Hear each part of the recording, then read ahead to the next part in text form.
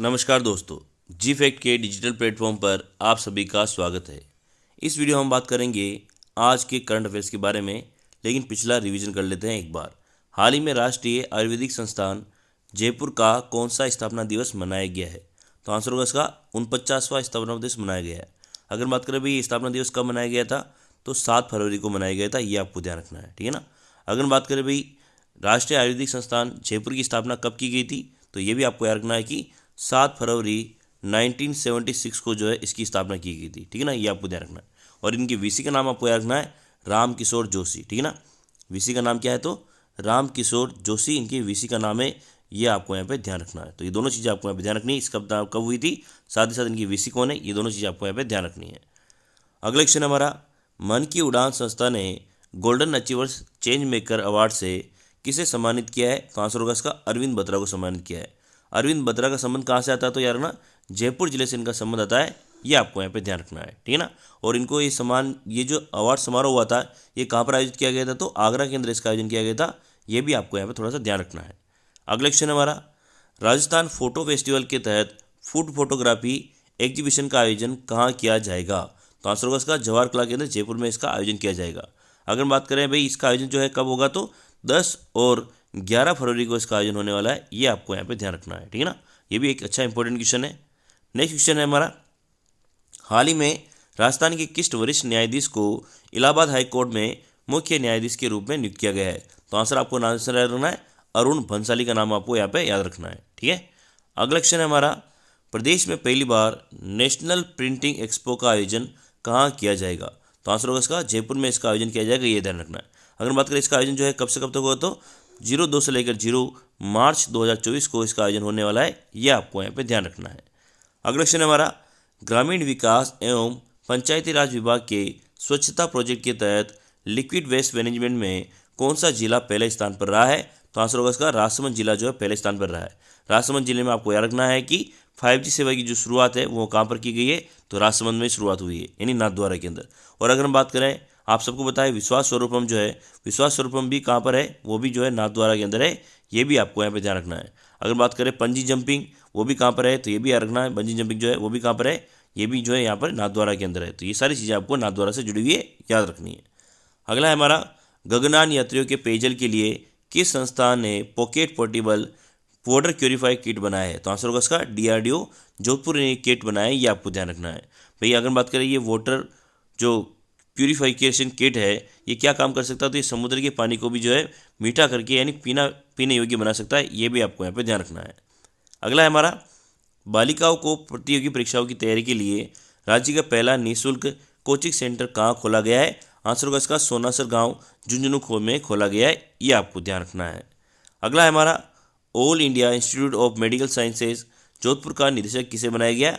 Answer होगा इसका गोवर्धन दत्त पुरी को यहाँ पे याद रखना निदेशक बनाया गया है। एम्स का अगर आपको रूरल सेंटर पूछे तो ये भी आपको यहाँ पे ध्यान रखना है, जो कि कहाँ स्थित है, नेतड़ा जोधपुर के अंदर स्थित है, ये भी आपको यहाँ पे ध्यान रखना है। नेक्स्ट क्वेश्चन हमारा, प्रधानमंत्री सूर्योदय योजना के तहत राज्य में कहाँ पर roof top solar plant manufacturing इकाई लगाई जाएगी?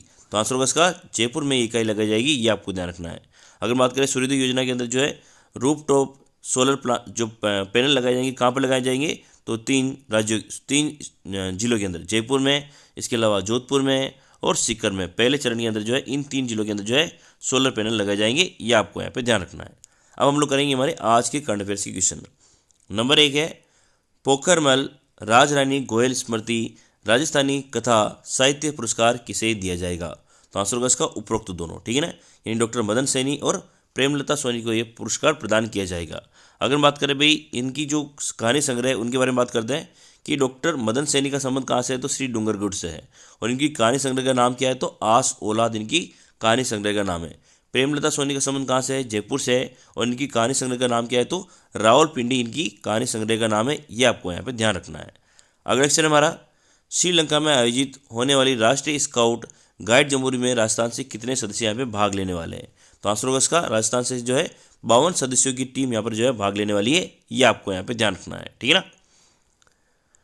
श्रीलंका में राष्ट्रीय स्काउट गाइड जम्बोरी का आयोजन जो है 20 फरवरी से लेकर 26 फरवरी तक किया जाएगा, ये भी आपको ध्यान रखना है। इसमें राजस्थान से जो है 52 सदस्यों का दल भाग लेने वाला है, ये आपको यहाँ पे ध्यान रखना है।